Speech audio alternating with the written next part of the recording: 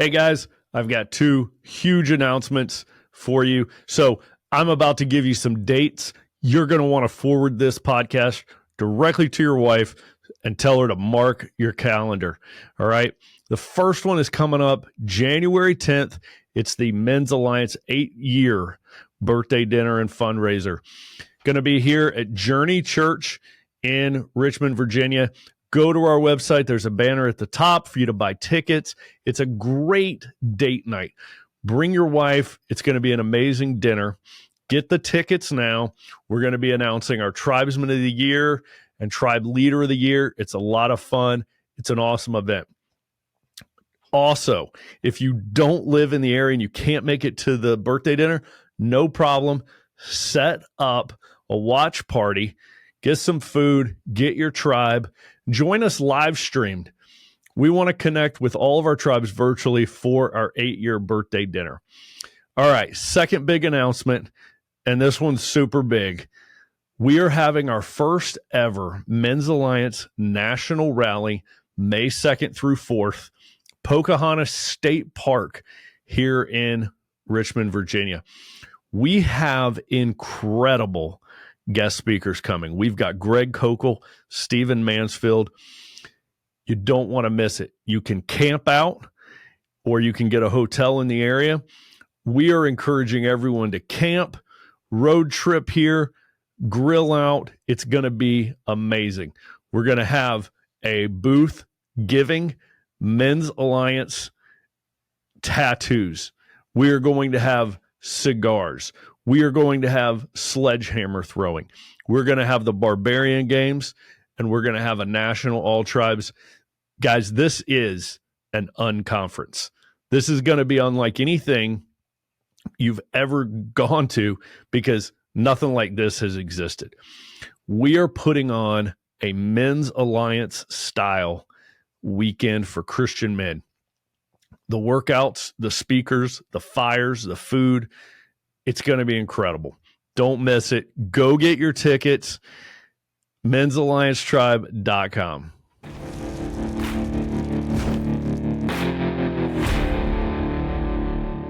All right. Today we've got an awesome podcast that I think I've never been more excited to do a Men's Alliance podcast than today's topic because we've been talking about this thing for months and months and months, trying to find a time that we could get both of y'all in the same room together.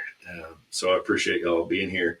And I think that in any group of guys, prepping always comes up. I mean, it doesn't matter if you're in a whole room of city slickers wearing skinny jeans. It's still an interesting topic, even if they're talking about how they think it's crazy or whatever. It's still a topic. And we've got guys in Men's Alliance who I know from conversations are a 0.0 level of preparedness, right? And then we got you guys, the 10.0s. These are guys, and I'll let y'all introduce yourselves in a second, but these are guys that they teach prepping. They go to prepping conventions that you didn't even know that was a thing. There's prepping conventions, and these are the guys that are teaching at it. So I thought we would have a conversation today and get, some golden information from you guys to help us prep. But also, we're going to talk about it from the perspective of how do Christian men prep. So not just about physical prepping, but we're going to discuss and address the spiritual components as well. So I'll just have you guys introduce yourselves just like we do around the fire. All right, Dad, you go first. I'm Torch, Rex Walker, Elkin, North Carolina, tribe leader of Ziklag tribe. Rick Wells, call sign Gladiator. I am the deputy director for Men's Alliance Experiences. Awesome. What tribe do you hail from? Tribe is called Gaborum in Colonial Heights, Virginia. Thanks, Shadow. Yeah. All right. So to kind of get this ball rolling today about prepping, I asked Torch and Gladiator to make a list of their personal top 7. So they don't know what the other guy wrote either. Top 7, we see how I worded it. Your top 7 things that a man can do to prepare for a disaster is what I said. And I also made my top 7 just to see if I'm close to what you guys have. So that was fun exercise for me. I don't know. Did you do it, Shadow? Not really. Okay. Go off You're just gonna say, "Yep, that's what I had." That's what Okay. there you go. Awesome. So, man, let's kick it over to you guys. Let's go back and forth on your number 1, your number 2, like that. Okay. I want to share a Bible verse before we start. Reason this is important. And this come to me last night. In Timothy, it says, "But if any provide not for his own, and especially for those of his own house, he hath denied the faith and is worse than the infidel." We got to take care of our family first. Yeah, that's good. Yeah. So number 1. Yeah, what do you got for? So, I mean, this is like your number 1 most important thing for any man to have to be prepared for any type of disaster. To be able to protect your family. And so under protection, I've got, you need long gun, handgun, plenty of ammo. And my suggestion on that is even though I'm a big 40 caliber guy, but when it comes to 9mm, these are the things that's going to be 223 or the military version, 5.56, 9mm and 22. And the reason is they're readily available, but ammo is also currency if you can't exchange dollars. Oh man, you just dove right into the deep end. Yeah. You dove right into the deep end. Straight to bartering. And so your number 1 is guns and ammo. Because it helps protect and lead right into everything else, because I have to have my family protected first. That's my number 1 job as a man and a protector. If I don't do that first, then I'm not able to take care of anything else on my list. And I like how you're addressing kind of like your personal preference for caliber is a 40, but you understand too that it's important to have a caliber that's easily and readily obtained, right? Exactly. So nobody should have, in my opinion, it sounds like you're agreeing, nobody should have anything too exotic. You should have kind of the common stuff. Exactly. The 223, the 9mm, Well, the 22. When you get situations that you may have to defend long term, and our military guy here can really go into that. And that's one I want to say this too. What's really cool is that even though my boys are all in the military, I'm coming in the civilian end, even though I used to shoot a lot of combat competition. But you got a lot of military experience sitting on this side. So it was awesome. I was thinking about this yesterday for a balance. Yeah. But round count's important if you got to defend for a while. Okay. All right, Gladiator, what's your number 1? So before I do that, I want to jump on that. I really like obviously the protection thing, and that's going to be on my list, right? But the commonality thing, the 9mm, the 5.56, things that are going to be out there, you want to stock that. And then on that is making sure that you have replacement parts. So you just don't have your protection plan or your weapon, right? But you have ways to keep that thing in readily available, able to keep it going. There you go. Or multiple pieces. Okay, what firearm pieces would you keep? So, firing pins, springs, Bolt extra carriers. triggers. Just all the extra things that are going to break down, having extra of those. So if you're not going to have 40 of those long guns, having the parts to keep that one long gun functioning, that's a big thing that gets overlooked sometimes when it comes to those. Plenty of lubrication. Now, see, that's what I was going to say is I have not thought about spare parts. I have not thought about firing pins, but I have definitely thought about the cleaning aspect. So I've thought to myself, a lot of people have guns, but if you don't have a way to clean it, then it's not going to last you for very long, and it's going to jam, right? So I think stocking up on CLP and patches is very important. What do you guys think about? Where are you on that? Well, cleaning, and he can probably justify this one, is not necessarily as important. They'll function for a long time. lubrication. I remember doing a class with Larry Vickers. I don't know if you know who Larry Vickers is. He was Delta during when they went in to get Noriega and all that. And back in those days, the military was putting out run them dry, real light lube. I've seen him throw an AR in a bucket of motor oil and pull it out and shoot. I can give you an example what happened on the range with us that day, but lubrication's everything. Yeah. Okay. Yeah. So you haven't said your number one yet. Yeah. So number one, I got is everybody when they think about prepping, they're like, oh, I got to get a bug out bag. I've got to get things. Yeah. So I put my first thing for me that's most important is mindset, because that gets overlooked. Dang it. You know, why didn't we put that? When It's coming. you know, like people always say, No, you're right. do you always have a game plan until you get PMA. punched You in the guys say face? PMA? PMA. What's PMA? Okay. Yeah. Is that an Air Force thing? I don't know. I don't even know where I got it. Oh, But a PMA, positive, I've heard that. positive mental attitude. Okay. I don't know where I got it. Oh, But okay. yeah, Okay. that's like what you were talking about. I think I Yeah. got that at Sear. Okay. I think that's where that's from. Yeah. No, that makes sense. But yeah, along with the mindset thing is, like I was saying, everybody has a plan until they get punched in the face. Yeah, Right. exactly. Like, oh, I'm It's going my to do favorite this. Tyson quote. I love it. But then when what we're talking about, we're preparing for bad situations, rough times. You know, you can have the plan that you're going to go into and do these things, but until you actually go through them and then have to evaluate where you're at, that mindset is the biggest thing for me. Preparing yourself mentally for what's to come, because being through some of the things I have in combat in life, it's easy to say this is what I would do in this situation until you're in that situation. Yeah.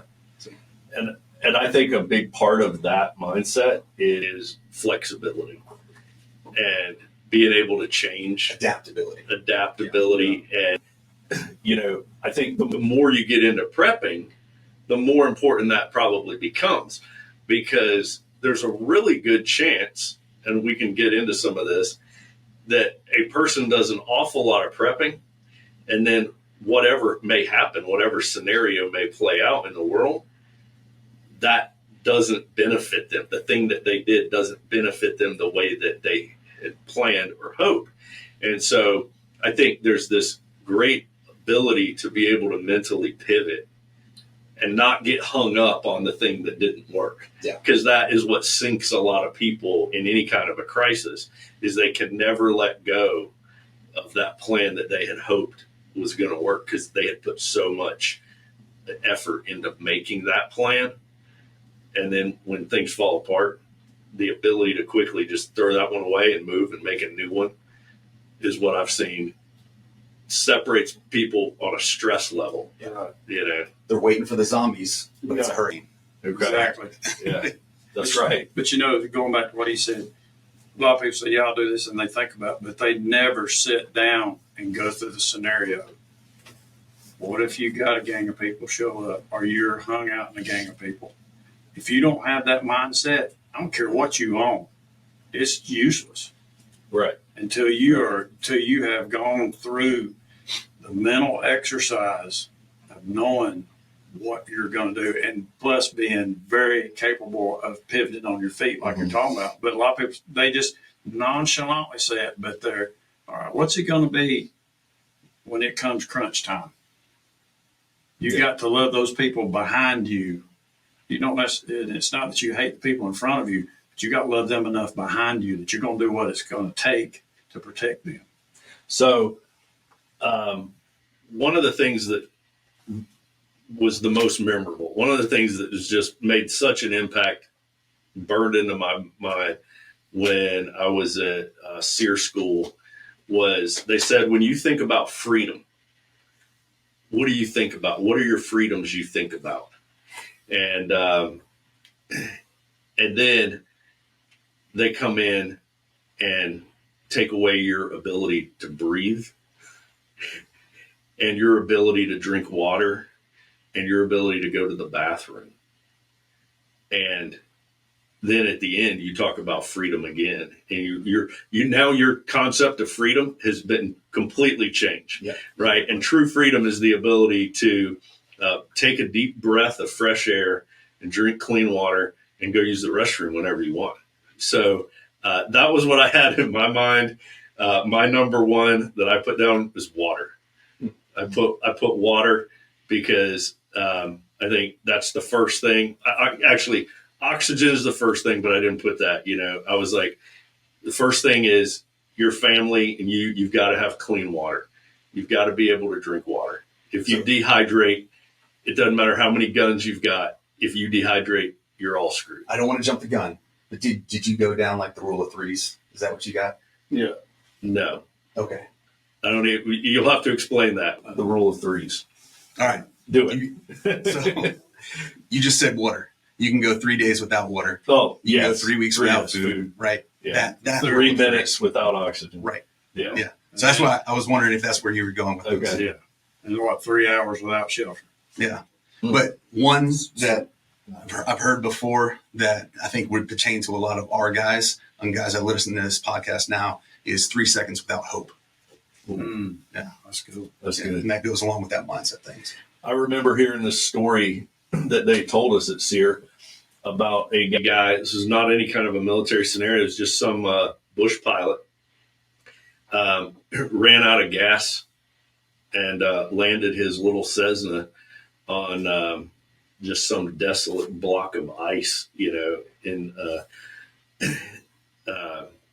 what was it be the Bering Sea, I think. And he radioed for help, but he knew his scenario was absolutely hopeless. He knew where he was. Nobody is coming. Nobody's going to find you here. And he knew he was going to die a very slow, very miserable death where he was stranded. But he still made that radio call. Well, it just so happened that an aircraft was flying like right by at that exact time and heard that call and was like, man, that's right over there. And they went and landed right beside of this guy. And he had just blown his brains out. And his cigar was still warm. So this guy, he thought he was screwed. So he lit his cigar. He smoked his cigar. And then he killed himself. And then somebody helped land it right there while his cigar was still warm. And they told us that. They were like, no matter how bad you think it is, you have no idea who's out there and where they are, and just never give up, right? And so, man, you hear that and you're like, what a fool, right? Yeah. To cash in like that. I have probably my top thing, most important would be training. Just having the knowledge how to use all this equipment and stuff that you're buying for prepping. Mm-hmm. If you have all this stuff, all the greatest guns, all the greatest equipment, all the greatest gear, all the ammo, and you don't know how to use it, then I'm just going to come take it from you. Are you really? And kill you first. Yeah. And so I know people say that. So I hear people say that so much, but I'm like, if I you're don't not really trained, think. if you're not No, trained, you're going to go kill people and take their stuff? if I would need to. We're talking about a prepping scenario, right? This actually, Yeah.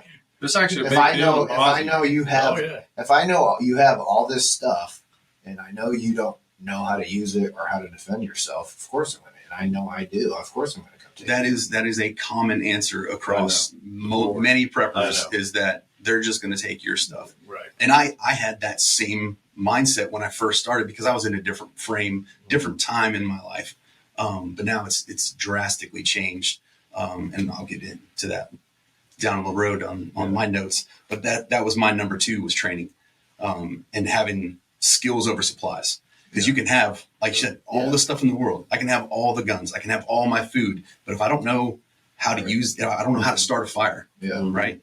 If I don't know how to protect my family, if I don't know how to save their life, CPR, basic life-saving skills. Yeah. If I don't know those things, all that stuff, I'm just prepping for you. Yeah. So when I die, you can come take my stuff. Mm-hmm. Right. So your number 2 is training. Yes. So your first one is positive mental attitude, or how did you word it? It's mindset. Mindset. Yeah. Number 2 is training.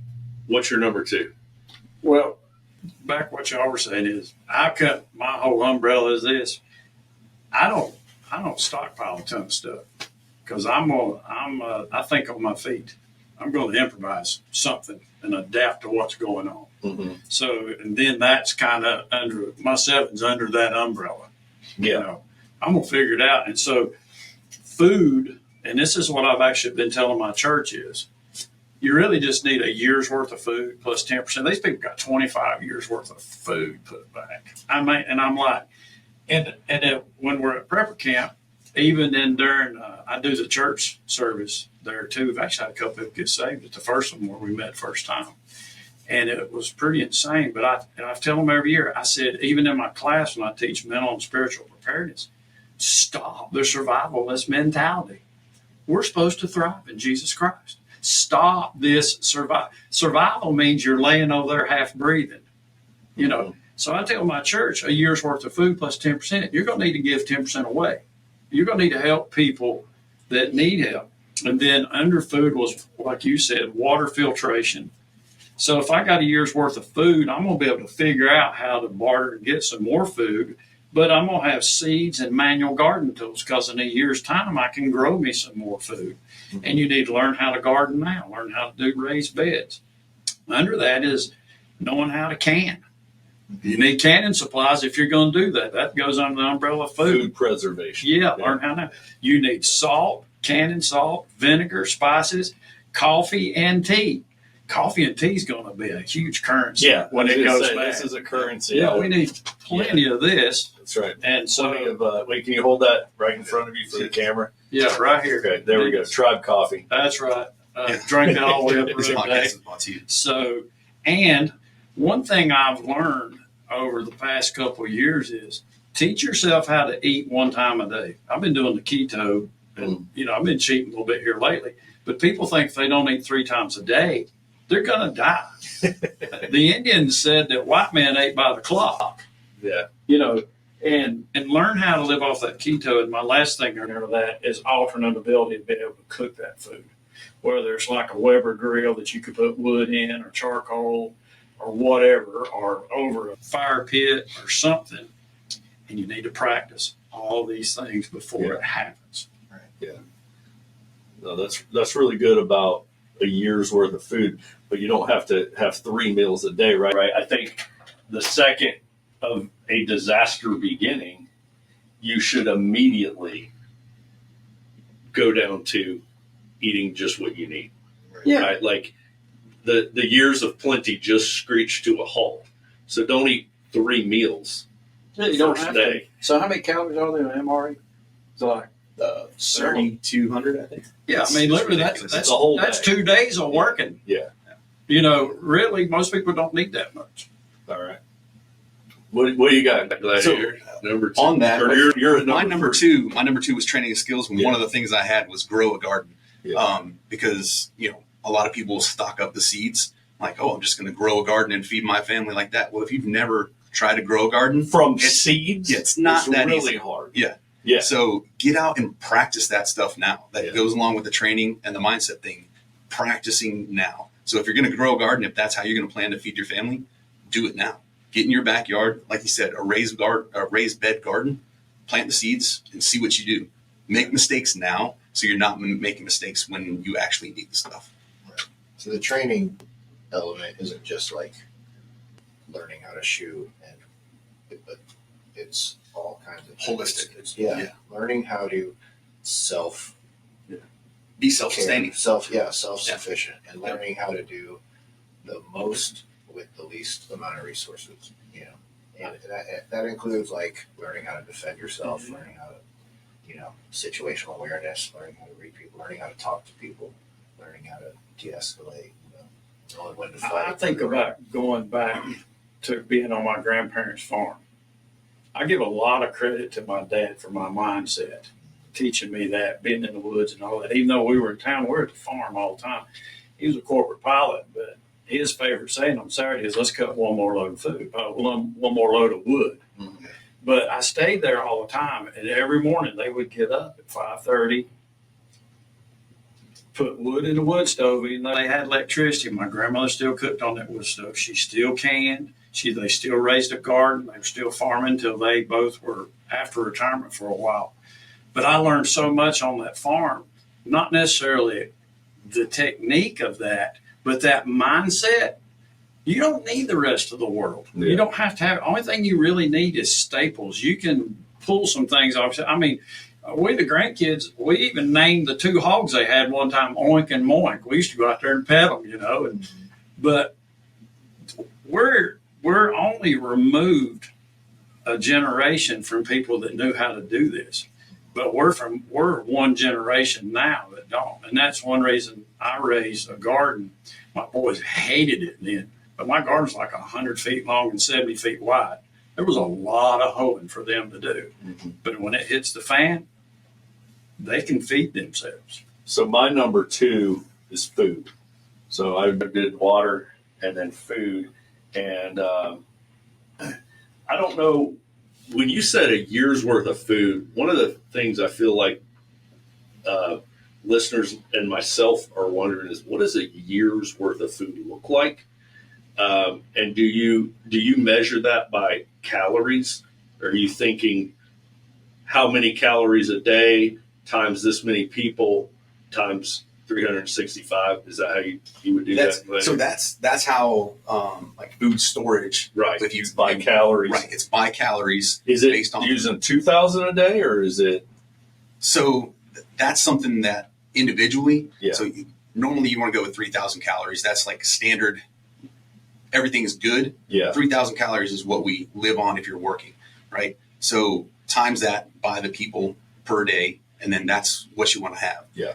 If you go like Legacy Foods is a good one. Food for Patriots, they have pretty good selection of things. And that's the other thing that before we move from that is you have to get this stuff and try it. Mm-hmm. Because some of it is terrible.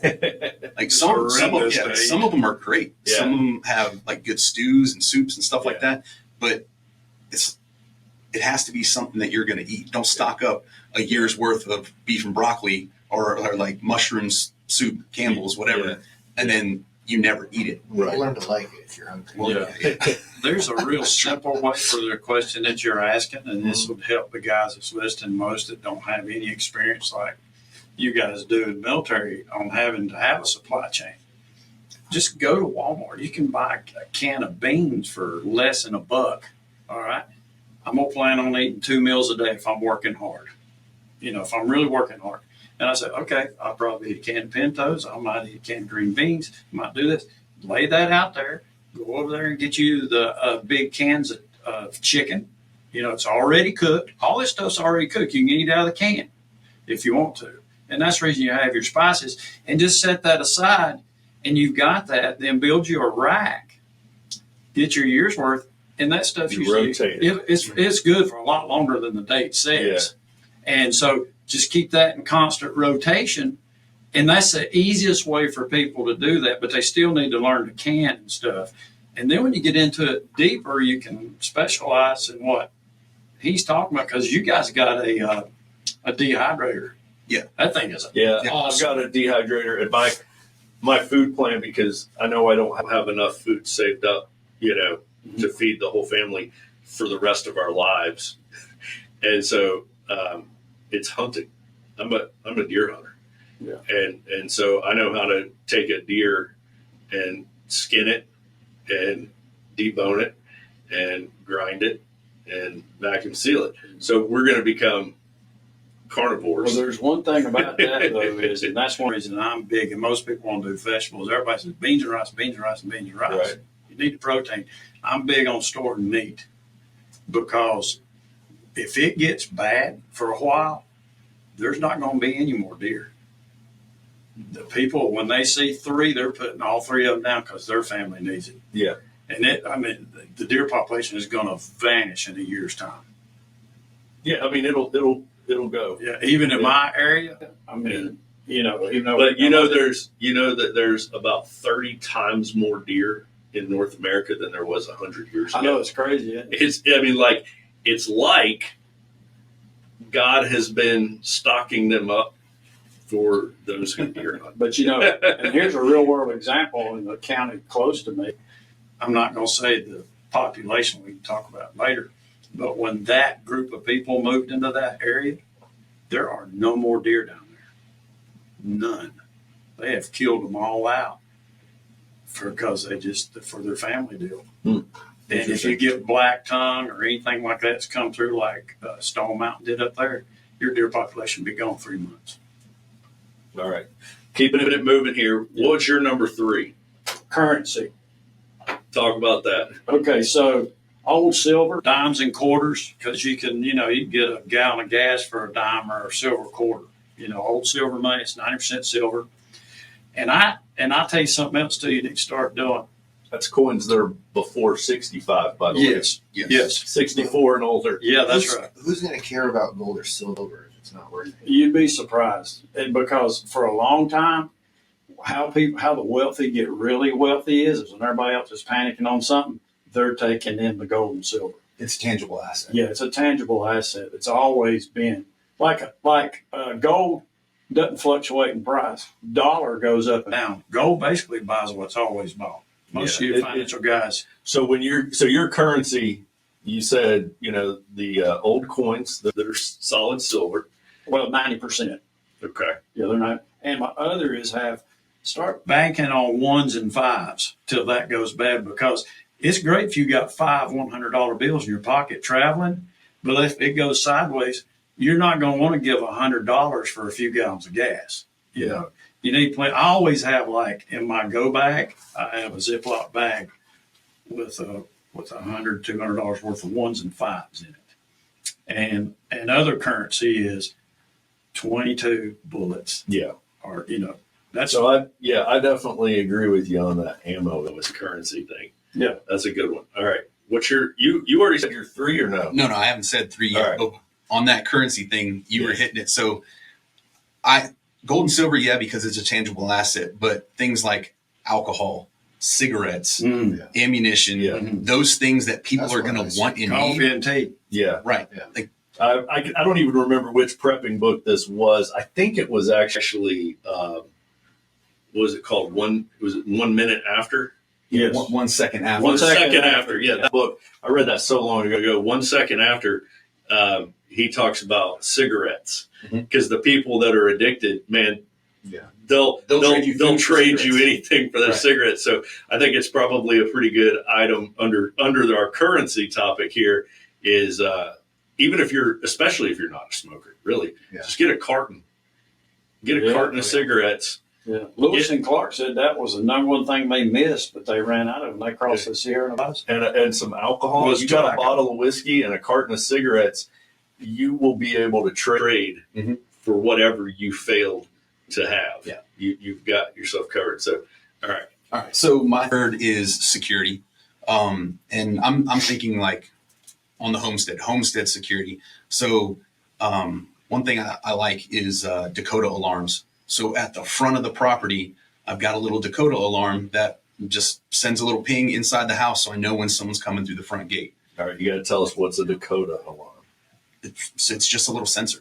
Okay. Yep, you can find them on Amazon. It's just a little like a doorbell ringer. Yeah, infrared sensor. Okay, when something infrared sensor passes it. It's a motion sensor. Right. Yeah, so it connects to your it's not, phone. but it's not super fancy. No, it doesn't connect to the phone. It just connects to a box that you can put in your house. Thing. Yes. Okay. Yeah. So something like that.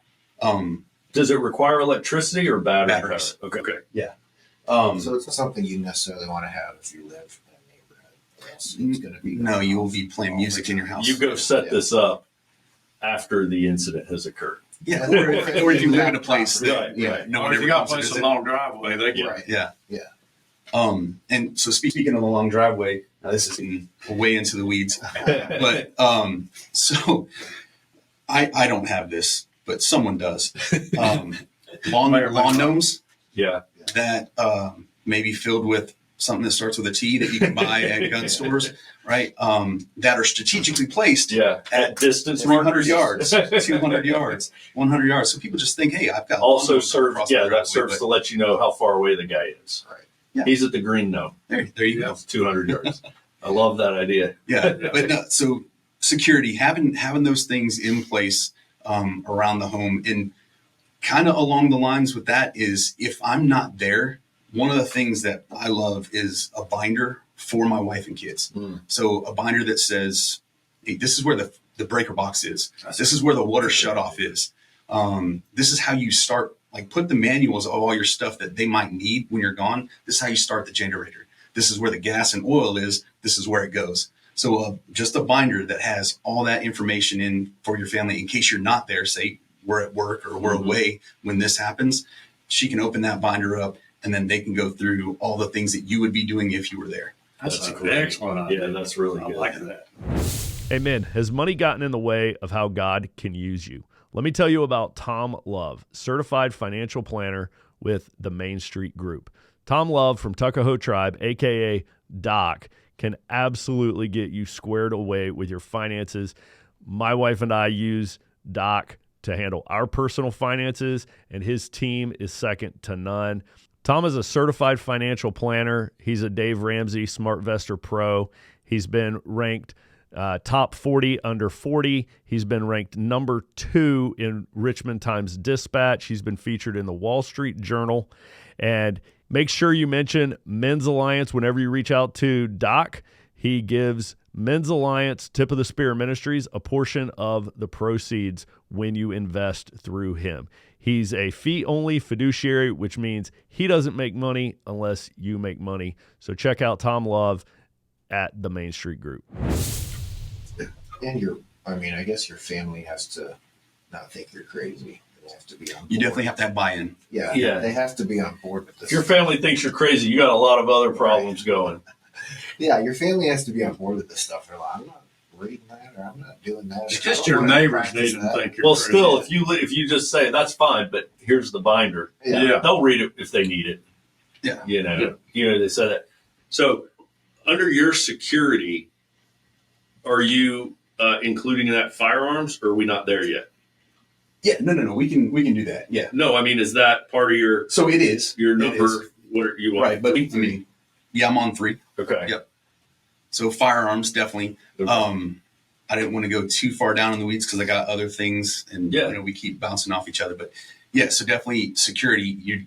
Firearms fall into that, and then it goes back into the training. If you're going to have a firearm, don't just have a firearm and say, "Hey, I'm going to use it whenever I need it." Yeah. No, you have to start using it now. Yeah. Learn how to use it, train with it, because it's not just pulling the trigger and I've got it. There's magazine changes, functioning of the weapon, all those things that you have to, just like we're saying with everything, you have to start doing now, because you need to know how to operate, how to grow your garden, how to do all those things before this happens, before whatever event you're prepping for happens. So with his background, I had him when he was staying at the house last year, I think it was. We got the rifle out, and I said, okay, you know my house. Show me what you're going to do. It was awesome watching him do that. As a defender of the house, or as opposition force? Yeah. So Well, either or. if you're in your bedroom, what you would do if you hear the front door opening, Okay. how you walk through your house. So that's another thing if we're talking about the security, drilling with your family. So with training, doing dry fire drills. Well, let's do a house clearing drill. Let's walk through the house. Let's prep your kids that if you have this safe word, right? If you're yelling this word, your kids know that they're supposed to go and hide in this location until you come get them. Mm-hmm. Or whatever your plan is, you guys are going to run downstairs and go to this spot, or go outside and go to this tree and wait for me. Whatever it is, have the plan and execute the plan. Do a day where you're putting phones down, you're going grid down, right? Mm-hmm. Because we're not going to have electricity in some of those scenarios. Plan for that. Have a day where you guys are shutting everything down and you're just living like you would live. Go outside, start the fire. That's a great idea. Go to the breaker box and shut the world down. Yeah. I love it. Wake them up at 3 a.m.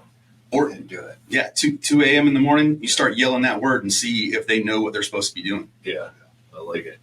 My number 3, I had emergency medical supplies.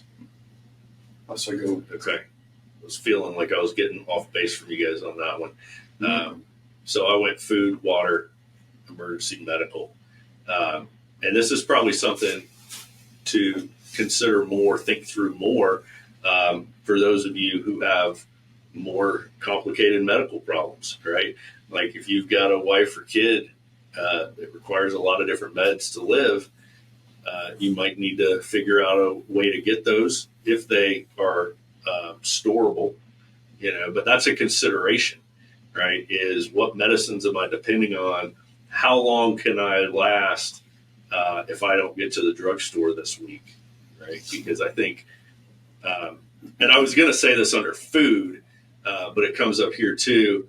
I think we all should have enough stuff in our house to not have, if you are at home when a disaster happens, you don't want to have to go to a store, right? You need to be, because that's going to be the worst place. That's going to be where all the chaos is, like the runs on the stores for the people that didn't prep.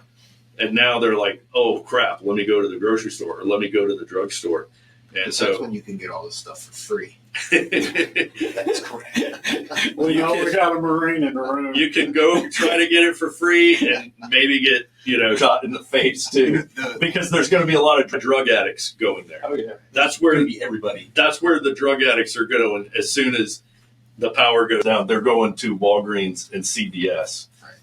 Just on that, the book Yeah. that you mentioned 1 second after, Yeah. in that book, he has to go to the store, the Right. drugstore, to look for, I think it was insulin for his daughter, Yeah, right? And then he He's gets got out it at on gunpoint ice. and all that Yeah. stuff. That exact scenario is the store is packed because everyone's looking for that stuff. Yeah. Those people with bad habits, the drug habits and stuff like that, they're going to those stores to try to take everything out of there when you're looking for that to prep for yourself to take care of your family. So one of the things that I'll include here under emergency medical supplies is I will give a non-paid advertisement to a company that you can go online and order antibiotics without a prescription. If you Google this, you will find them.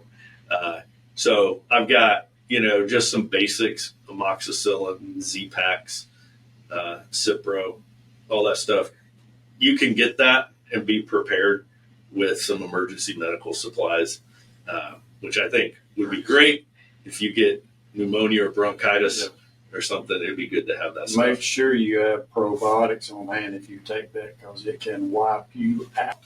I had it one time, took a long time to figure it out, and me working in the woods for my career and having diarrhea for over a year is no fun. You had diarrhea for a year. Yeah, because 19% of the Holy people on this type of Z-Pack, That's how he stays in shape. that's right, is that got chronic diarrhea. And finally, I just had to mention it to my chiropractor one day. He said, "You need probiotic. You got wiped out." Because what got first was the pharmacist figured out. My doctor didn't figure it out. And so, but anyhow, back on the other thing. Part of the prepping is for all the medication stuff is you need to prep your body now. Like, was it type 2 diabetes? If you're 70 pounds overweight, 50 pounds overweight, you need to get walking and losing weight so that you're off that insulin. You need to get healthy as you can to be as independent. That's the number one most valuable thing you have is your health. Yeah. And you can save a lot of money medical, but you can save your life if you're not dependent on that. Now, some people have to have like type 1. Yeah. So, I think one of the best ways to start now getting in shape is at least doing a 30-minute workout once a week. That's around good. fire. Like with some tires, sledgehammers. Just start simple. That would be the best place to start. Yeah. So Also a good place to build fires. learn Learn a lot some of applications. Are you going to name the medical? Sure, Jace. Yeah, that's it. So JASE. Yep. Jace Medical. If you want to I was Google going to that. bring that up. There's a You couple can- of them. Okay. Yeah. But So that's just for like when you're talking about medical supplies, you're talking about like pills and stuff. not Antibiotics. necessarily So what if you first get an aid. infection yeah, or something? but I think you should have all that stuff. Emergency medical supplies, everything from Tylenol, to like butterfly closures or a staple gun, something like that. Some quick clot, all that kind of stuff. But also right, some antibiotics. and knowing how to use them. Yes. Right.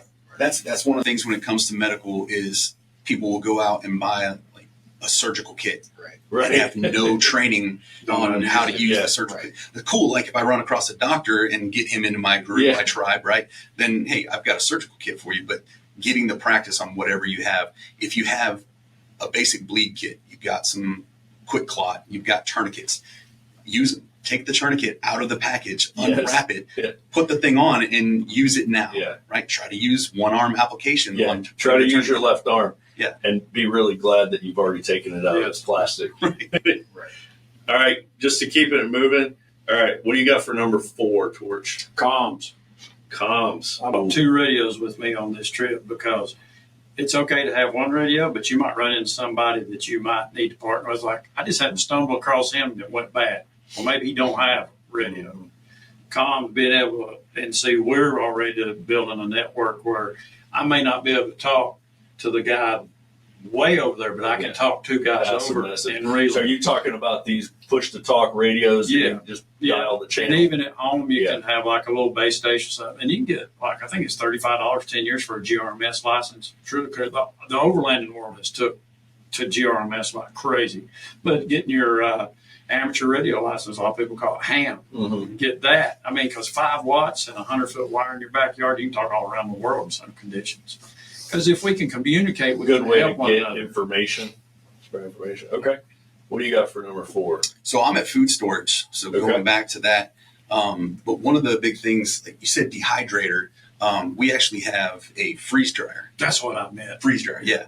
So that's a freeze dryer is the same thing that all these food preparation companies like Legacy, Wise, that's what they're doing. They're freeze drying the food, and it'll last 25 years as long as you seal it. Throw a little vacuum seal and then oxygen absorber in there. You're good. It's going to last. I learned this. I never thought about that, man. Unrefrigerated. Yeah. Yeah. Oh yeah. That's like what backpacking food is. Exactly right. Yeah. exactly You add a little boiling water to it and Stir it up. Okay. How much does one of those things cost? They're not cheap. Yeah, I would imagine. It is an investment. So they're different levels. I think the smallest one starts at about $2,000 and they go up to 35 something. But the thing with that is, think about how many leftovers you throw away. Oh my goodness! Like you eat your meal, you have leftovers, you throw it in the fridge, and then 4 days later you're throwing it out because there's mold. Right. Well, we can take our food and either prepare more knowing that we're going to go freeze dry it, or whatever we have left over, we can throw in a tray, freeze dry it, throw it in a bag, and now I have a meal that I can take camping back. You're making your own food prep company. Yeah. So, I mean, those are things like when you're in this preparation phase of planning and all that is how much is it going to cost me to get a year's worth of this Legacy or Wise food, or I can get my own freeze dryer, make my own food that I know I'm eating because it's my leftovers, right? Or we have chickens. So we can take those eggs, crack up 24 eggs in a tray, freeze dry them, then you crack it up and then make a powder. I don't know, about this big. Yeah. They can see me, right? A bag about this big, 24 eggs can be powdered up into, and then same thing. You take a scoop of that powder, put it in some boiling water, and then you have a whole bowl of eggs. Man, that's awesome. Yeah. Can you take one of your chickens and freeze dry it? You freeze dry anything. I haven't tried it yet. You got to get the back to feathers life. off. Yeah, We're bring going it to back plug it. And rehydrate it and start laying eggs. That's what I'm saying. Bring it back to life when you need I it. think I've seen a movie like that once. A chicken or 3 is great prepping. Yeah, Yes. right there. Livestock. You've got a pet that poops breakfast. Right. Yeah. Or you can get a bunch of his buddies that are just for the meat. Yeah. Okay. Awesome. So my number 4 is where I got to firearms. So water, food, medical, firearms. I think it's important. It's so necessary. And I think this is probably the thing that most guys think of number 1 when they think of prepping. They're like, oh, my wife doesn't like me to have a gun. I've heard a million of those statements. I think, you said rifle, handgun, ammo. Yeah. I think shotgun, rifle, and a couple of handguns, and more ammo than you need. Enough ammo to help your buddies, and enough ammo to be currency. So that's my number 4. So you said rifle, shotgun, handgun, right? Several of each, Yeah. but yeah. So I would throw in like a 22 Oh yeah, Yeah, the So 22. like a Ruger Yeah. 1022. yeah. I've got under rifle. I would say large and Gotcha. small caliber for You sure. can go buy buckets of 22. Yeah, the ammo, and when you're hunting, you're not going to just want to hunt big game. You know, you're gonna need to shoot some squirrels and rabbits and birds. Let me tell you something. So you're going to need that 22. You guys got 10,000 times more military experience than I've ever had in my life. But you can do a whole lot of suppressive fire with a 22 rifle. Nobody will stick their head up out of a ditch over that. Yeah. And, but Marlin makes this rifle. I don't know if they still make it. If you can find one called a Papoose, back when I was big into coon hunting, Mm-hmm. it just unscrews, slide it in there. It's in a K-pock where it floats. Henry Yeah. makes an incredible one. It all goes in its own stock, and the stock floats. This thing's incredible, Yeah. but it's on a Marlin platform. It's real light. Put a strap on, put it on your back, and it floats too. But it's not as bulky as the Henry. Yeah, I think the 22 is absolutely invaluable. It's a Badger, I think is what that one's called. Oh, is it? And speaking of, I've got a buddy who's a former airborne ranger, who his everyday carry is a 22. And you're like, really? And he goes, oh yeah, because I can stop anybody with a 22. Yeah. And he goes, and this thing has, I don't know how many rounds. Oh, wow. He's got like 30, 25, 30 rounds in his pistol. And you can carry a box of 500. Yeah, that's right. So it's a good one. All right. What do you got for your number 5? Books. Yeah. I mean, especially your Bible. Have several copies of the Bible because you can give them away. But this is what I tell everybody. I said, you need hard copies of everything. Mm-hmm. Everything. If you think you like it and you may need it when times go down, you need a hard copy. Like, even if I get something on the internet or whatever, I print it off and put it in a binder if need be. And under books, not only your Bibles and your how-tos, pleasure reading. Because, like during COVID, everybody was shut down. You need to be able to enjoy yourself some. And I can get into that later when we get into the mental spiritual deal. But have lots of it. I have a great library. That's a great point. Yeah. So you're going to print off the transcript of this podcast? Yes. How's that? So that I can come back to your E.F. Hutton question I know is coming. All right. What do you got for your number 5? Bet you can't guess. Books. Really? Yeah. You each have it at 5. Yeah. So- he's my oldest son. But Mine was books too. Yeah. I'm surprised you didn't have those as number 1. no, so having actual books. So a lot of people are like, oh, I'm going to download. And hey, Audible is awesome. I have so many of these books on Audible that I can listen to in the vehicle, which is great. So you're preparing mentally for these things. But having those actual books, and I just now thought of this, but when COVID hit, right? What was the big rush on in the stores? What was everybody freaking out about having? Toilet paper. Toilet paper. Well, in an emergency, if I have a whole bunch of books, I got some toilet paper. All right. But hey, you might get into books after all. there you go. Yeah. Stop buying toilet paper, buy books. Just start reading toilet paper. Yeah. Book paper is better than magazine paper because Oh gosh. So I actually wrote down some specific books, and we've talked about these, but there's books in the genre of prepping and preparedness and stuff like that, that are almost like they read like a how-to manual. It's a fiction, good plot, good storyline, but will literally lay out, hey, this is what you should do to prepare for these things. Patriots was one of them. It was one of the first books I read, and it was literally a how-to. I've how read to that fortify your house, how to set up teams. They pre-planned people living in different areas. Hey, we're going to go to this one spot, and we have a team room with our own lockers, and our food storage is in the lockers. Just everything about that was a great book. But that's what got me started in the stockpiling of things, right, is what Patriots was. But Locker 9, we've talked about how I had caches and things. Like if I was going to go to your house, I would make sure that I had a restock of supplies in between your house and my house. Locker 9 was one of the books that gave me the great idea about that. And Borrowed World is a great Great series. Yeah, you got me into that one. I think I read like 3 or 4 of them. Yeah. I mean, a lot. Awesome storyline. Series. It's great. But if you look at it from a prepper's perspective, he's telling you, hey, look, do these things, right? This is what you can do to your house. This is how you can start setting things up.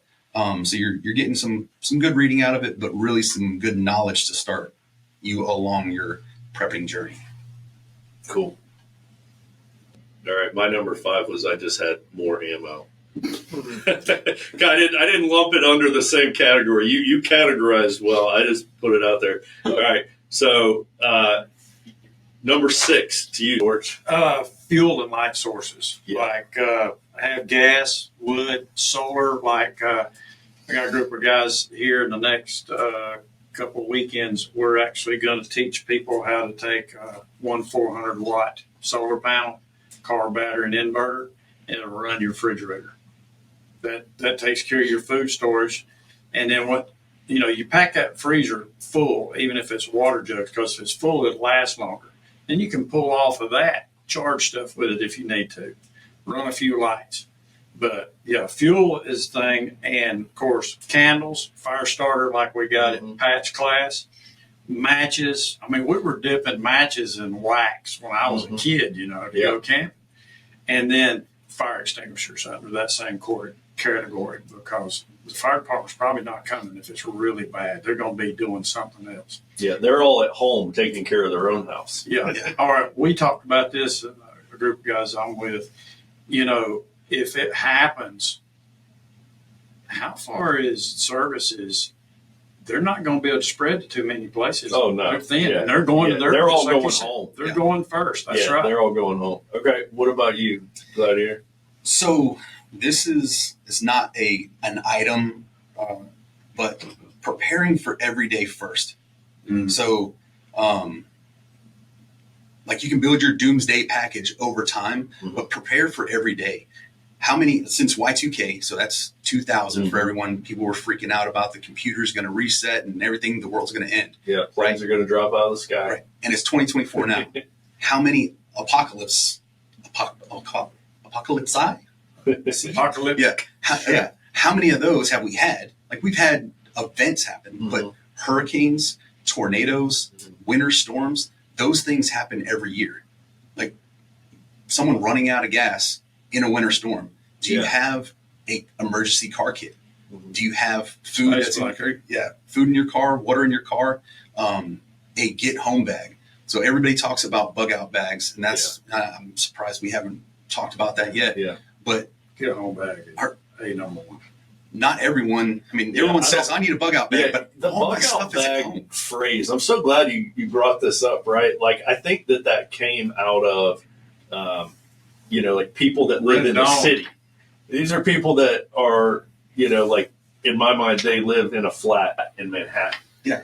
Okay, they might need to bug out to go somewhere, but like most of the time, I think the scenario is going to be like you're probably not going to be home and you need to get home. Yeah. Right. So you need a bag in your vehicle of stuff that you could use. You would need if you had to walk home. Right. From wherever you drive to every day, there should be a backpack in your vehicle to plan to walk home. Exactly. So guys need to think about that. Like if you're driving 20 miles to work every day, that's a full day. Yep. If you're walking 20 miles, that's a full day. And if you're over that, if you're driving somewhere that's 40 miles, 50 miles, 60 miles, you're spending the night now too. That's more than you can walk in 24 hours. So you gotta this is where I think water, comfortable footwear, some things like this, like practical stuff. You don't need a gun in your car. You need water in your car and a way to purify water because you're going to have a long way to walk. Where the heck are you getting water? Yeah. So I think my get home bag, I have 2 huge bottles of water, but I also have water purification to refill them and purify that in order to get home too. Yeah, I think you hit on a good point is the shoes. So if you're dressing like Shadow all elegant and sophisticated. You know, he's got his nice shoes, pointy-toe right? boots. He's not going to want to walk home like that. He's going to want to put on some everyday shoes, right? I have on some Red Wing lace up. Those are so fancy. You got on some. These things will last forever. Some I walking can hand boots these down to today. my kids. Yeah, Okay? Yeah. those aren't your everyday wear either. So my bag is with me, and I prepared to have to walk home from Richmond. Now, it would take me a couple of weeks, maybe, or a week. Yeah. But I prepared. But that same bag goes with me to church, Mhm. and I throw in a pair of hiking boots, even when I go to church. And I'm not too far from my church, but wearing a pair of dress shoes, if you've got to get on with the program, you're not getting it done. Yeah. Or flip flop. It drives me insane. I know a lot of people love to wear flip flops, but if you're somewhere out on a pair of flip flops and there's gravel, you are not defending your family. Right. I always think about this when I get on an airplane, when I get on a commercial flight, and you see people getting on there in shorts and flip flops. I'm sure you guys are the same way. You're like, if this plane has any emergency in it today, you're losing a lot of toenails, maybe toes. You know, this isn't going to go well for you evacuating this aircraft. Because they just want to get through security. Yeah. That's all. I used to do the flip flops all the time. I grew up in Florida, so I flip flops all the time. But then when I started fighting and teaching and instructing combatives, I have not worn flip flops since, because I'm always thinking I cannot fight or throw a kick or anything like that in flip flops. Right. So just I don't even own a pair. I think that, so back to your point, the get home bag is what's quick detour here. What are the most important couple items in your get home bag? So before we hit on that, I wanted to say that you have to tailor it to your environment. You know, I just said Florida. So guys in Florida, for a hurricane, you might be bugging out. You guys might go visit family, get out of the way during that hurricane, that kind of stuff. Wildfires, like out in Colorado, California, you're not going to bug in for a wildfire, right? You're not going to stick around the house. You're going to grab some stuff with you and head out of town. What was your question again? Most important things in your get home bag. Most important things. So water purification, right? Because I don't want to carry, water's heavy. So I don't want to carry a lot of water, but I want to be able to purify water. So a container and a way to purify it. Are you familiar with life straw? Yeah. Oh yeah. Yeah, those things are. By the everywhere. way, not for your get home bag, but for your home, Life Straw, the brand, they make an enormous water purifier, and it will purify like thousands of gallons. So same company, same principle. It's a huge one, and you can. I mean, the videos, the commercials are incredible for it, right? You're just dumping, muddy creek water in there. And clear water's coming out. So that's a very practical thing. Filter first, though, even if it's a sock. Keep in your attic. Or a bandana, make your filter last a lot longer. Yeah, get the big stuff out. So another thing that I think is overlooked a lot is if you're trying to get home, you're going to be walking, right? So I have moleskin. Yeah. Moleskin, a small first aid kit with like Tylenol or Advil, something like that, because if I'm doing a lot of walking or I'm tearing up and blistering my feet, I'm going to want to fix that, because that's how you're getting home. You want to fix your feet. So an extra pair of socks, maybe some foot powder, those kind of things. Because in that scenario, the most important thing is your feet getting you home. Change underwear, extra t-shirt. Yeah. Awesome. All right. So you were saying your number 6 was what that got us here? So the bag. Preparing for everyday first. Yeah. Everyday first. Yeah. And this is kind of like how you dress when you walk out the door. Right. How you dress when you go to the grocery store. Right. It's like you never know when a disaster could happen. So that's what I'm kind of hearing you say. It's just like every day. Yeah. Everyday carry. Being prepared. Yeah. Your everyday carry, your vehicle. Yeah. Prepping your vehicle for all these situations, but for an everyday situation. I'm not going to prep my vehicle for if zombies come or whatever that is, right? But if I run out of gas, do I have an extra fuel can? Do I have a way to go get gas? If I'm stuck in a traffic jam for 2-3 hours in Atlanta on 75 in a snowstorm, do I have some food? Do I have a blanket, a way to stay warm? Those kind of things that you drive to work every day. Well, think of all the scenarios that could go wrong in your day and then prep for that. All right. So my number 6 is heat. I think about, my house is mostly, electric heat. I do have a gas fireplace, but that's really not going to heat the whole house. And I think, I wish we had a real fireplace. That would be ideal. But we don't. So one of the things I'm always thinking about is if we lose power in the winter, how are we going to not freeze to death? How are we going to sleep at night? Even if this is for like a couple nights, right? And so maybe this is just one of my hang-ups is I don't want to be cold, and I don't want the family to be cold. So I think one of my things that I have prepped for is just like a kerosene heater and a bunch of kerosene, right? So we could lose our heat. You could put that thing in the living room, and you can heat up the bottom floor, with something like that. So also propane heat, right? So you can get a propane heater, the big buddy thing. Those things are incredible. They blow out the heat. So in my opinion, this is in my top 7, but it's number 6 is some way to keep the house warm. And if you've got a wood stove, if you've got a fireplace, you're in the best scenario. But if you don't, it's probably something to consider. A gun isn't going to keep you warm. No. And again, that goes back to the last thing. Like, it's more common for power to go out up here in Virginia. Exactly. Right? When a winter storm happens, those power's going out, and we're losing our heat. Right? So being able to keep those. The one thing that I've done before is isolating to a room. So going, and I think I said isolating because I see the isolation effect, but go into a room and getting everybody in that room, one, your body heat, right. But 2, you can center the heat all in that one room and you're not wasting heat around your whole house. Exactly. Yeah. We're all going to the same room. So. That's why I like a gas fireplace and a gas stove. That's right. Still work. It's good to have. It's good to have those. Yeah. All right. What you got for your number 7, Torch?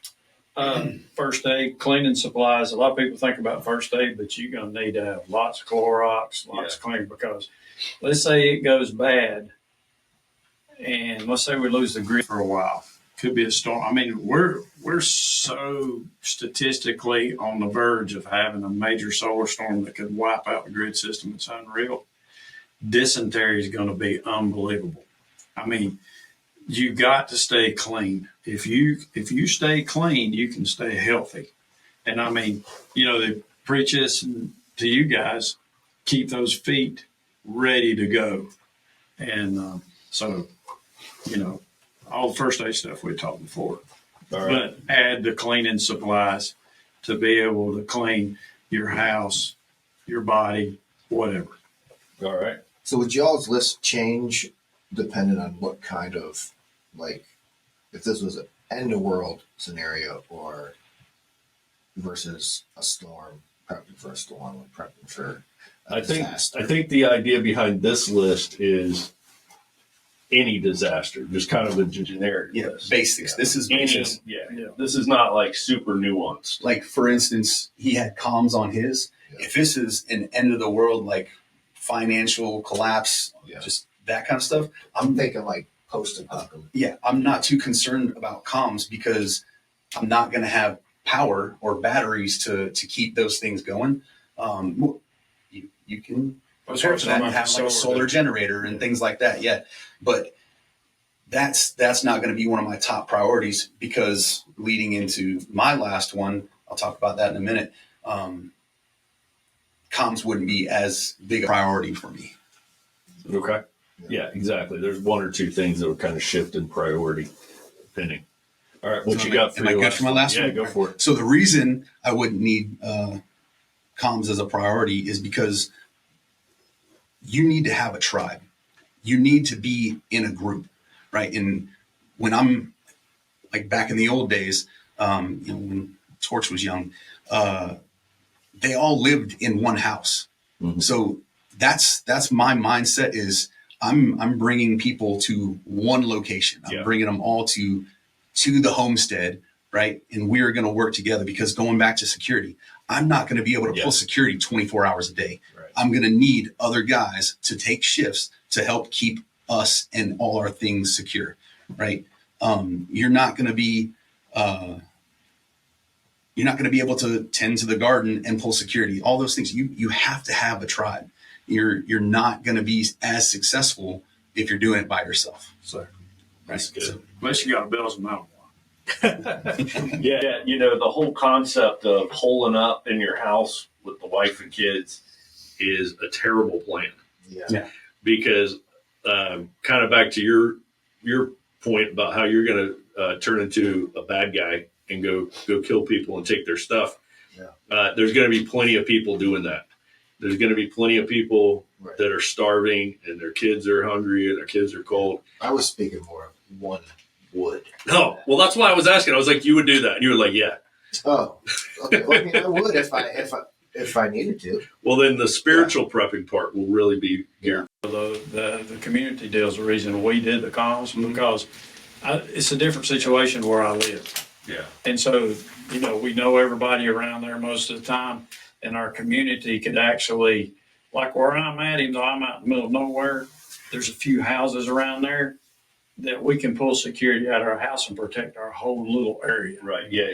I think It just depends on to your Gladiator's situation. point, like you've got to have a tribe. Yes. And You are not going to make it for very long. I think you might be able to be fine just at your home with your supplies, with your family for maybe, 2 weeks.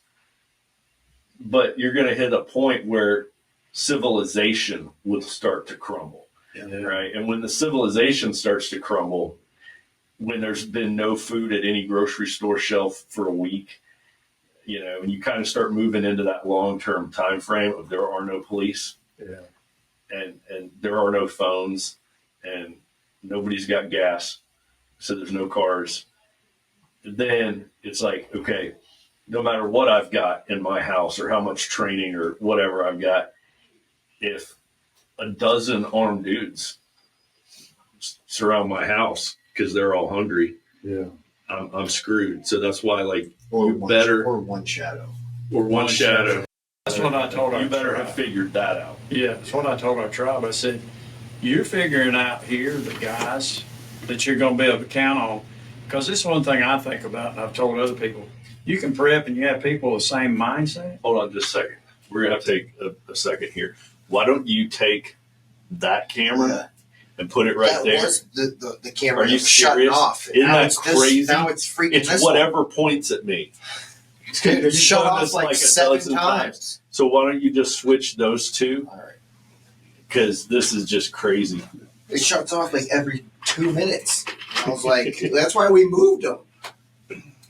So while he's doing that, are we still going? It's still recording. Okay. And the camera's on you. Oh, Oh, we're still recording. I mean, Phil, yeah, we can still keep going. Okay, so my deal is look at these guys is that you may go to places, people have the same mindset, they may be conservative, they may be whatever, you may have the same social political views, but do they have a core Christian value that when it comes down to how I'm going to treat you, how I'm going to respect you, whatever, these are the guys I want to be associated with because I know how they're going to operate. 100%.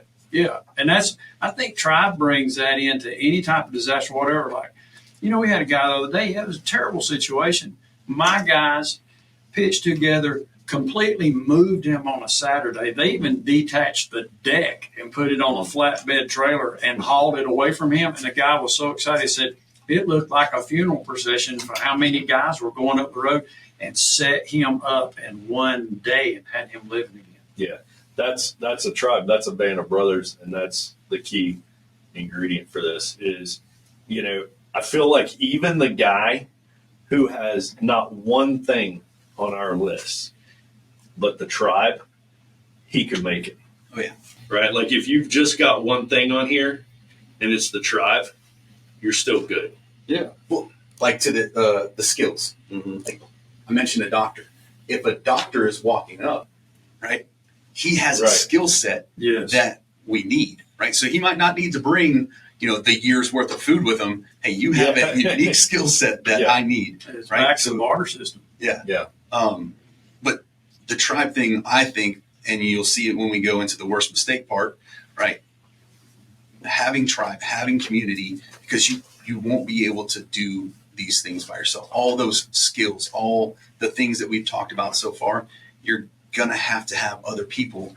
And getting in a tribe and finding your tribe now before you need them, because you're going to, like you were saying, you're going to need to make sure you guys are on the same page. You're going to want to make sure you have the same values, the same goals in mind. You're not just going to want to pick somebody off the street because, hey, I might get this doctor, but this doctor does not fit our group. Right. So you're going to want to find that group and train with and live with that group before you're actually living with that group in these type of scenarios. That's so good. And I think, I've thought about this before for, just big storms we've had. We've had tornadoes come through on Monday nights at 7, and we've had, power outages and various things like that that affected Alpha Tribe. And I don't think anybody's ever said this out loud, but it's like we all know where everybody's going to meet on that day and time, right? And so you've got this, I already know where all my buddies are going to be Monday night at 7, and I can get there, and that's a good rally point. So I feel like part of Men's Alliance is you've already done some prepping if you're in a tribe. You've already got it figured out. Okay, I got to keep this moving. I'm dying to hear you guys' answer to this one. So, what's the worst prepping mistake a man can make? That's a big question. But a guy listening to this wants to do a little prepping, wants to get into this. What does he need to avoid? So I'll go because it's the exact opposite of my last one, the tribe. The guy that says, I'm a lone wolf. I'm going to get my inch bag. I'm going to pack my bug out bag. I'm going to go out in the woods and kind of not necessarily the hunting thing that you're talking about, but I'm going to go live off the land by myself, right? He plans that he's going to go into the national forest with just, whatever kid he has on his back and live and hunt. And everyone else, you going out there to hunt for your family is going to see some movement and end up shooting this guy because he's off on his own. He doesn't have someone watching his back. He doesn't have a community. I think that is the worst preparedness thing is I'm going to lone wolf it. I'm going to go off into the woods and just be that guy by myself. Because isolation is terminal. That's right. Guys that say that need to go try a week by themselves in the woods. Yeah. I mean, they made a whole show called Alone where they send people out into the woods by themselves. Yeah. And these guys that are survival experts. I was going to say, they're sending sharp people out there. Yeah. And the thing that gets them is the isolation. It's not what was the guy? Alan Kay or something like that. I think it was the first guy that won. And he had himself set up. He was getting food all the time, but it was the isolation. It was being alone, like having to talk to just the camera. And there's no winning in that scenario. That's why you're right. Yeah, you got to have Wilson with you. Volleyball. The volleyball.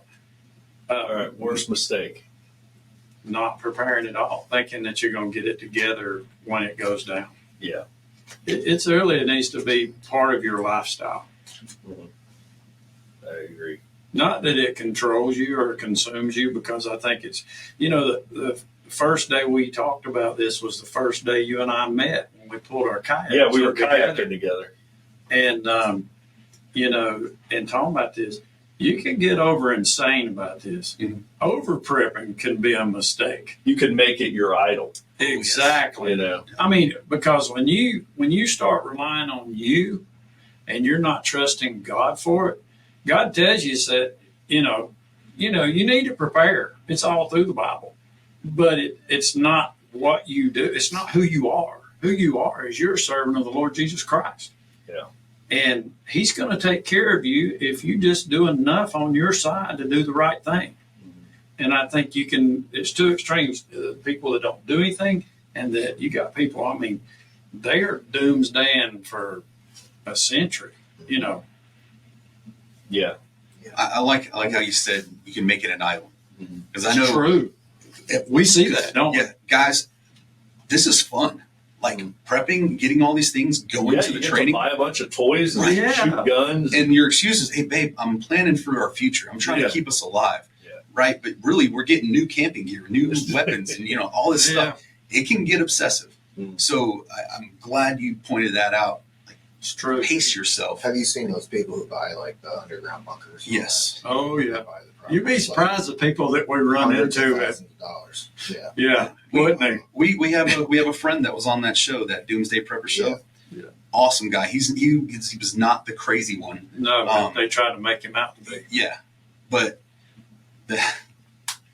there are people that will go to those extremes, and I think those are the ones that aren't getting the training, because the more training you get, the better your mindset is. The more capable you are to survive in these situations. The more stuff, the more training you have, the more you understand, the more capable you are, the less stuff you need. Yeah. Right. I think there's a big aspect to prepping that kind of goes back to that mental preparedness component of some people. Their concept of prepping is it's, I don't know how to articulate this, but it's kind of centered around maintaining their current lifestyle, like generators. Like I love generators. I have a couple of them, but that's not a long-term prepping strategy. The minute there's a serious disaster, like I have my generators for, like, there's a hurricane or there's an ice storm and I need to keep my fridge going for 48 hours. But I mean, if the grid goes down, I think the best prepping is how quickly can you become independent of those things. The person that's clinging to them the longest and has all the best generators and all the fuels and all the the gadgets, they're only prolonging the inevitable. And I think the key is to get there quicker. If you're get to independence quicker. If you're the only dude in the neighborhood that has his lights on at night, you better. The crowd's coming to you first. Yeah, if you have a generator, don't use it for your lights. Make sure you got some blackout. Yes. Tape heavy black trash bags over your windows. Yeah, that's the thing. When don't let it hum. Don't let that thing hum when it's middle of the night. If we're in a situation like that, noise travels, light travels, right? So you're going to stand out, and like you said, the hordes are going to come hone in on that because they hear. Or if you're out there cooking, and they're going to smell will travel. When there's not a lot of food, people are hungry, they're going to smell you cooking over a fire from miles away. My oldest son, when he was at Ranger School, was talking about these instructors about how they would cook on purpose so they could smell the grilling out. Nice. This whole concept of it's all like a contest of who can live it the longest. It's just to think about it is exhausting. Is that the goal? I don't know. Right. That's where I was going with my biggest mistake a person can make is forgetting the goal. Forgetting the goal. And I love how you talked about having food plus 10%. I think we should have that with everything.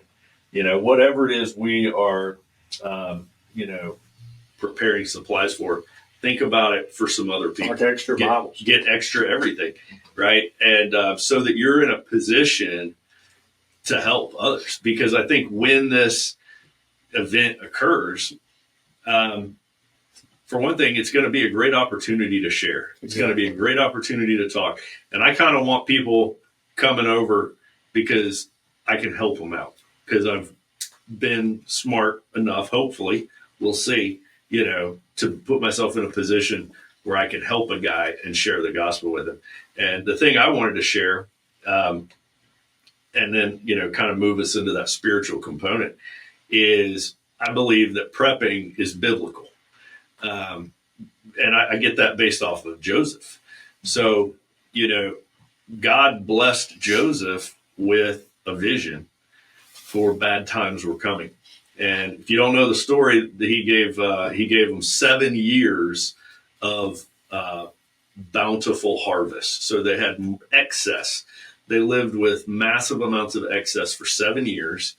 And Joseph already knew that there would be 7 years of famine after that. So Joseph stockpiled extra food during their 7 years of excess so that he would be in a position to help others during the 7 years of famine. So he not only took care of himself and his people, but he was able to save another nation that came to them because word traveled, like you said, that they had food.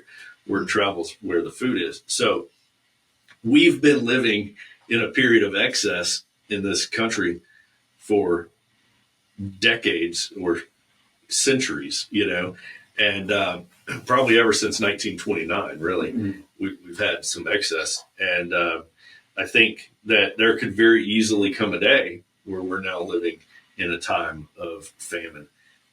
And we will look back on how did we steward the resources that God gave us during all this time of excess. So I think it's evil to make prepping a god, but I think it's also evil to waste and not prepare when God's given us so much extra. So I do believe there's that balance, and that part of it is while we're storing up and being smart during this time of excess, also keeping in mind that the reason, like you're saying, Shadow, is not to just survive. Right. It's not to see how long we can live.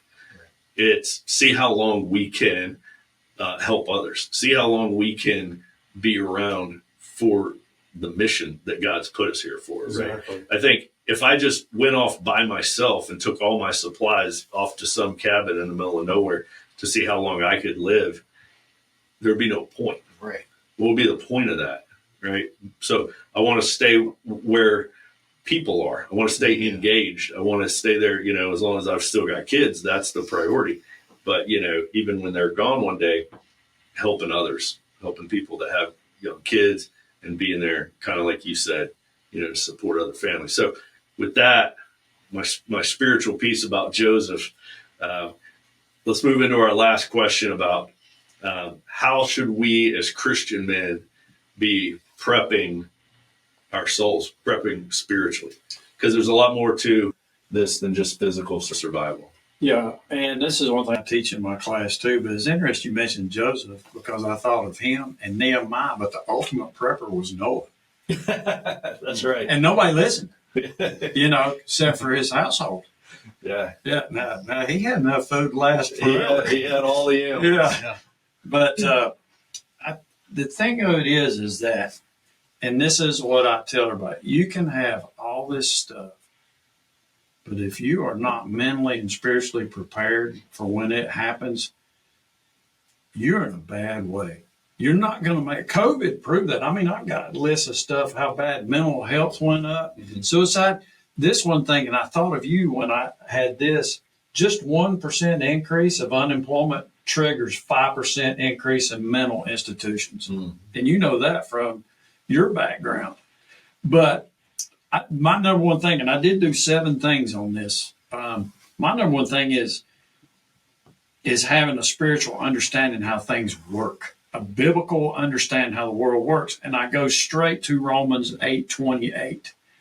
For we know that all things work together for good to them that love God, to them who are called according to his purpose. So if you are following God, and everybody, you hear this say, and I used to hear old folks when I was a kid say, well, everything works out for good. Well, it didn't work out too good for those people in hell. So we know that's not true.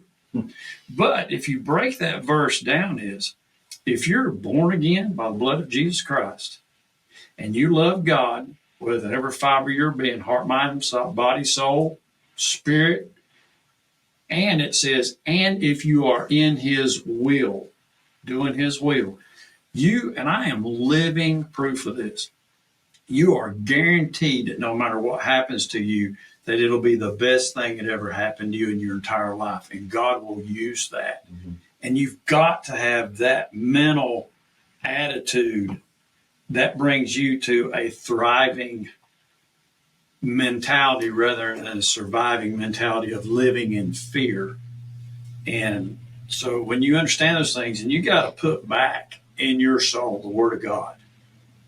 So I'm not going to go into that's good. Yeah. So I got my other 6, but I didn't want to get ahead. All right, Gladiator. I was loving him. Yeah, that is my favorite class we go to a conference every year in September called Prepper Camp.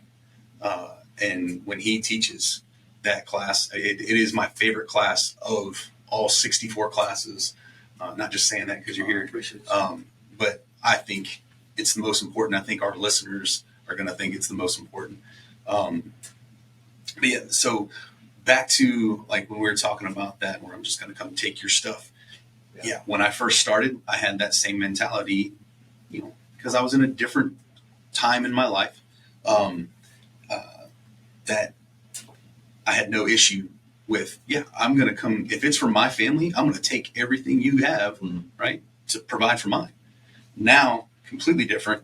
And I know, like, in this preparedness community, this is going to kind of be like frowned upon. But yes, it is charity, because charity is the highest form of love, loving like Christ. So in my preparations, same thing. I'm not just preparing for me, but I am now preparing for those people that are walking along trying to find something. Or the elderly couple that lives a couple houses down from. Yeah, exactly. In Matthew, it says, for if you love those who love you, what reward have you? Sorry, I went the wrong one. That's a good one. That's perfect. That's spot on. Yeah. Well, go ahead. I want to share this with you. And I remember one year we were going on a cruise and we were going to Galveston, Texas, and it was mentioned, said, do you think this might be the ship? And I said, I don't know, it might be. Do you remember one that was broke down for like 3 days, or 5 days out in the middle of the Gulf? Yeah. I mean, they lost everything. Well, we run into a guy there and he said, this is the ship. And I felt the Spirit of God come. I mean, and then we run in and I didn't know what had happened. And there was a couple on there and he says, you see my wife? He'd gone to Liberty University. He said, she's a very well-to-do lady. She said, we were pooping in garbage bags, and she will tell you it's the best trip we ever took in our life. Because when it broke down, they told the crew, can we have a prayer meeting in the library? 30 turned into 300. And he kept saying, I had him tell the whole story back to my sons. If you want to be like Jesus, serve others. And they ended up going downstairs, and people that couldn't get in their beds and their stuff, and they set up on the outside of the boat where the people that couldn't help themselves, they helped themselves. And they ended up having a Bible studies multiple times a day with everybody. The witnessing on that ship was unreal. And you could feel it on the boat.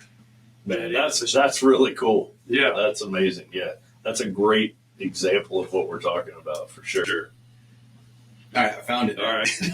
So this is kind of what changed my perspective. So the king will say to those on his right hand, come, you are blessed of my Father, inherit the kingdom prepared for you. For I was hungry and you gave me food. I was thirsty and you gave me drink. I was a stranger and you took me in. I was naked and you clothed me. I was sick and you visited me. I was in prison and you came to me. So that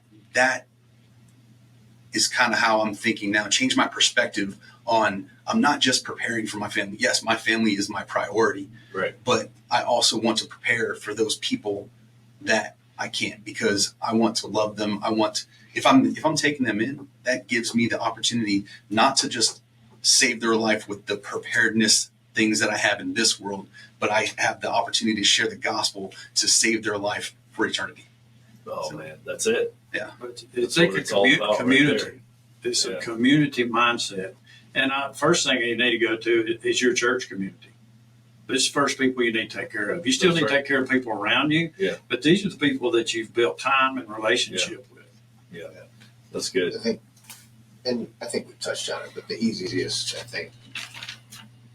thing for preppers to forget is we're all trying to prep until the moment that we die, and that's when we think prepping stops, instead of prepping for eternity. Like, probably the number one, prepping thing that should be at the top of our list is making sure that your heart is right with God, that you're going to heaven when you die.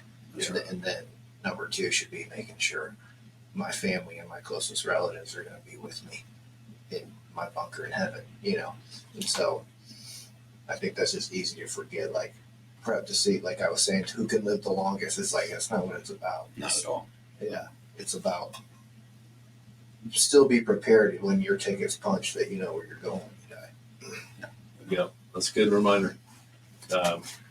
For me, I would say one of the best ways we can prep spiritually is by hiding the Word of God inside of our hearts. And, I've got lots of hard copies of the Bible around my house. We got lots of paper copies. But, those could get taken. Those could get lost in a fire or whatever. And there may come a day where you only have what you've memorized. Right. And so I think that's a reason why it's so important. It's the best movie. Yeah. The Book of Eli. Oh, that's exactly what I was thinking. So, I think that's a great tool that we could use, is just, burying those truths of Scripture in our hearts, because they'll be there for us when everything else is gone. But also just having those paper copies, right? Like you guys were saying, books, man, absolutely. I think that in some long-term disaster scenario, that's going to be the most peace-bringing, joy-bringing piece of equipment that we have, right? And it could very well be a time when, like that couple on the cruise ship, when we look back and say, this is the best thing that ever happened to us, because we got closer to God and closer to each other when all these distractions were taken away from us. Well, one of my points is spurring off what you said. Remember, I had a young man, and in your Christian life, if you've been there and you maybe you hadn't grown that much, or you're in a time you just kind of been away from God a little bit, and you just get hit sideways with something, and you're kind of in a dead panic. You know what I'm saying? You don't mean to, and you're going to Scripture and you can't really find in the Bible.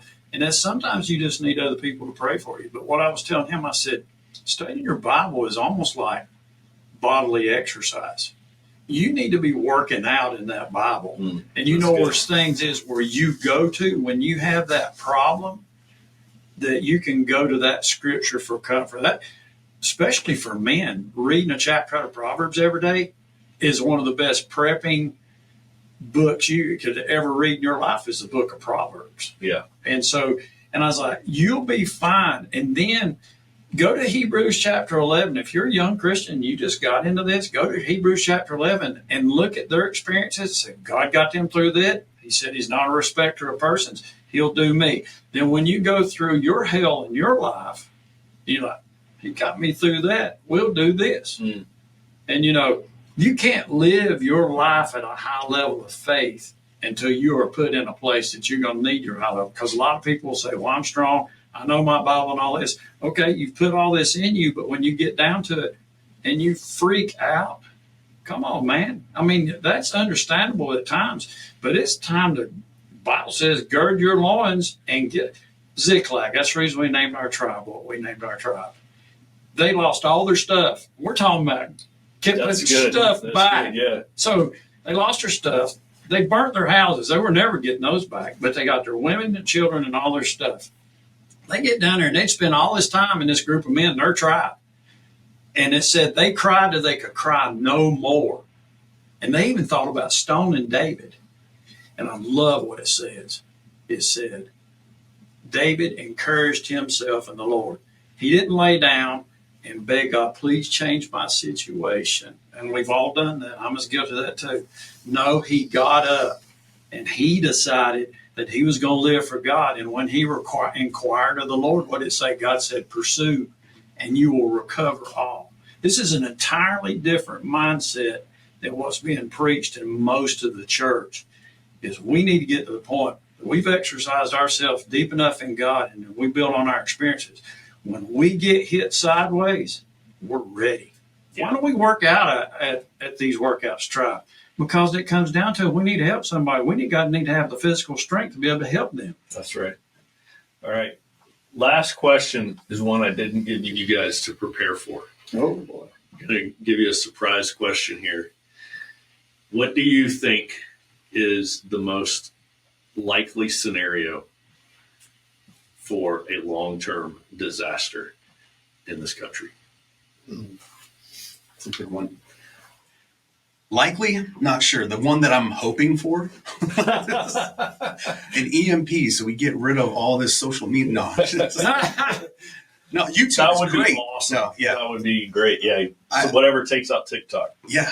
No, I think the way things are trending, economic collapse. People are already talking about with different digital currency, or the election coming up. All these things that's likely. I'm kind of rooting for the EMP thing. I think that would be fun, just going back to pioneer times, and then we'll see who's ready for it. All right. I got this thing I call redneckology. Some people call it common sense, but we get to a point that we think about this stuff, and the world's going to chaos. We have to. It don't matter what you believe in the tribulation period, whether we leave first, middle, or after. Okay, that's a whole different debate that I love to get into. But for the Antichrist to rise and gets his position to bring the world out of chaos, well, the world's got to be in chaos first. And I think we're going to see some really hard times before the church leaves out of here for the Antichrist to rise. Agreed. Now, whether that comes from natural disaster, or I think it's highly likely, as he's saying, that the world's coming to it, that we're going to get cracked down with a push for a one world government. But another thing is, it may not be China sending an EMP on us, but a major solar flare, we could lose a third of the grid in the United States in a heartbeat. It's happened before, and we're overdue. And I've done a lot of research, even on sunspots. It runs in 20-some year cycles, but it's like flooding. You got the 1% flood, which is once every 100 years, 10%. And so we are due for a major solar storm that's unreal. Which you're saying that would take out the power grid. Yeah. Which would put us in a similar situation to anything that's a computer is done. Right. That's not in a Faraday cage. Yeah. But the chaos is coming somehow. And the more you can prepare at home to be independent of the world, not that you're out of the world, but you're independent from the world controlling you, the better off you are. Yeah, for sure. Shadow, do you want to weigh in? What do you think the most likely disaster scenario is? The most likely disaster, I think, would be people coming in and trying to take over America and just cause havoc and chaos. I think it would start with having our borders open and sending as many people as they could through the borders, and then, planning a unified attack in certain cities and neighborhoods, and then taking out the communication systems that have been happening recently, is just to see if it's possible, so people can't communicate, and then just utter chaos. I think that's probably the most likely. And because you kind of say, you kind of think, okay, this is something that could happen, but is there means for it to happen? And I think the means are there. I think it's something that's, Most people are already here. Yeah.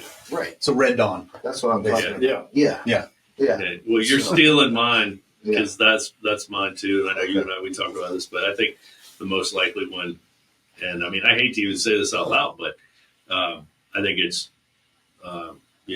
an internal terrorist attack. Right. I think we've got enough radical Muslim terrorists in this country that are already here and already organized that it'll be like another 9/11, but it won't be with airplanes. Yeah. And it'll just be attacks with ARs in every, mall and school, in every major city on the same day. Right. And that'll just shut the country down with fear. Right. Right. They'll use that fear to cripple us. Yeah. And that'll be a time whatever it is, EMP, solar flare, terrorists. That's going to be such an important time for us to keep our heads about us as Christians, to not give in to fear and to know no matter what it is, God's in charge. God's still got this, and he's got a plan, and nobody can kill me unless God lets them. And when God's allowing them, there's nothing I can do to stop it. Right. And I used to think in these terms when I was flying is, hey, I cannot die before it's my time. Right. And when it's my time, there's nothing I can do to stop it. Sure. Right. So just live your life, go about it smartly with wisdom and preparation, but ultimately, be the light on the hill. Right. Be the salt that is attractive to people because you're calm. I think calm is always attractive. Right. And when everybody is around us in our neighborhoods or whatever is in chaos, that's a chance for, them to come see, man, why are you not freaking out? Right. Why are you so calm right now? Yeah. And then we got a perfect opportunity to tell them why. Yeah, someone once said, and it got me through a lot of stuff while I was in the Marines, but you're as safe, I forget who said it, but you're as safe in the battlefield as you are in your bed. So it's, if you're a Christian, Right. Right. So your days, God, your days are numbered. Your time of death is predetermined. It could be in 5 minutes. It could be, so that doesn't matter. Yeah. So one of the quotes that I wanted to end us with is one I was sharing with Gladiator a couple weeks ago. I was reading an article. It was a very old article about what a nuclear winter would look like on the planet and how one occurs, what causes nuclear winter, and what would happen. And it was written by all these nuclear engineers and physicists and scientists that played this out in these different programs, computer models of solar heat, and the amount of ash is basically what causes this. And so everyone agrees that within a few years of an event like that, within about a generation, it would be back to the Stone Age on planet Earth. Eventually everything that you prepare will break and run out and rust and be gone. The next generation will not have known about prepping because they didn't live during the time of excess. Sure. So in just a couple generations, it would be like Stone Age here. It would be hunter-gatherer tribes trying hard to not freeze to death in the winter. And I came across this quote in this article by Albert Einstein that I was shocked. I was like, how have I never heard this? Yeah. And Einstein said, I do not know what type of weapons World War III will be fought with, but I know that World War IV will be fought with sticks and stones. And I just gave chills, and I sent that to Gladiator, and we were like, man, that guy had some perspective. Right. He understood the long game for what is going on this planet with humans. So anyway, I wanted to share that. But as we close out here, I want to give you guys the opportunity for last words, last comment, last remark, whatever you didn't get to say that you want to. Yeah, I'd say for preparedness and spiritual preparedness, start now. Like you don't have to just jump into this and have everything right now. And no matter where you're at, starting now with preparation, with spiritual preparation, start now. No matter where you're at, you don't have to have everything right away. You don't have to schedule the training right away. Just start with something and take steps every day to get yourself to a better spot. Man, that's good. I like that. So I believe God gives us the physical to understand the spiritual. And I believe that this applies both. And I was telling a group of guys the other day is we need to live with one foot in both worlds. One foot is imminent, the world could blow up before dark, and it may go on another 100 years the way we think. So, if you think about that, then we need to be prepared for the world to blow up. But yet you still need to be putting money back for your retirement and taking care of your family down the road, because we don't know when it's going to happen. Mm-hmm. And it's the same way if you do that spiritually. Jesus may be back before dark. He may not be back for a while. So you need to be ready to go, but yet you still need to be witnessing to people and preparing for the long haul to bring people into the kingdom. Yeah, man, that's good. I just really pray that God comes back before I get this stuff, man. Yeah, I long for it. Yeah, just because I wouldn't want it to happen in my lifetime or even my kids' lifetime or their kids' lifetime. I don't want it to happen to anybody I love. Any of these scenarios that I'm talking about. Sure. So it'd just be great if we all just got swept up together. That'd be cool. I want to mention one thing that may bring some comfort to the guys, and I tell this in my church a lot. We're biblicists, right? We love the Bible. We study the Bible, and we think. Y'all probably like I am. We're probably living in the last days. It's chaos and stuff. It's going like crazy. I know they always did before, but man, you can just read the newspaper and it's like, oh man, this is the book of Daniel. This is Ezekiel. This is Revelation stuff going on now. Chaos, the delusion that's in the world, people believe not. But I got to think about this one day. I was like, man, we should be excited to live now. Paul, all the disciples, Noah, Abraham, all, they would give anything to live in the last day.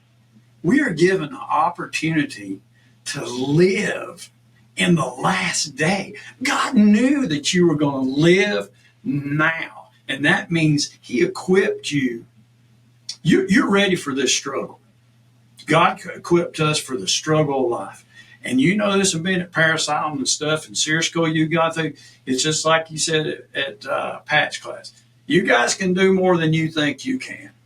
And God knew that you'd be here, and he guarantees he'd never put anything more on us than we can handle. That's a guarantee from God. And if we love him and we're sold out to him, we could be the generation to see the coming of the Lord. And to see all this come into play, no, I don't want to suffer like anybody else. But just think about it. This is exciting. Let's say we're the last generation. When we get to heaven, we're going to get to talk about it. We were there, man, when it happened. That's good, man. I love that perspective. And that's right. If God puts you in the scenario,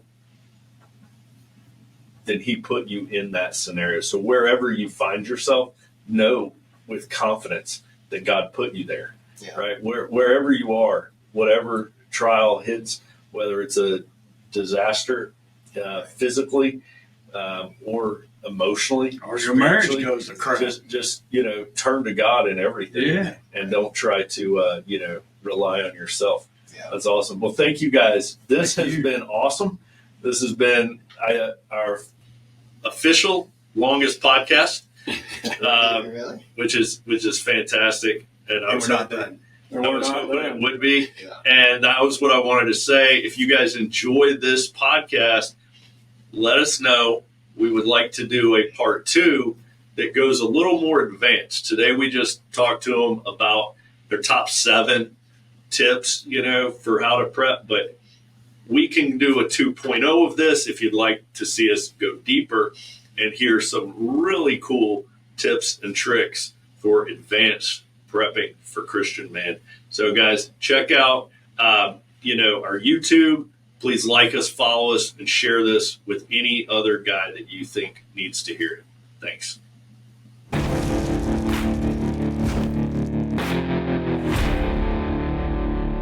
To find out more about what we're doing and to join us on our mission, go to men'salliancetribe.com. And don't forget to subscribe to our YouTube channel and give us a 5-star review.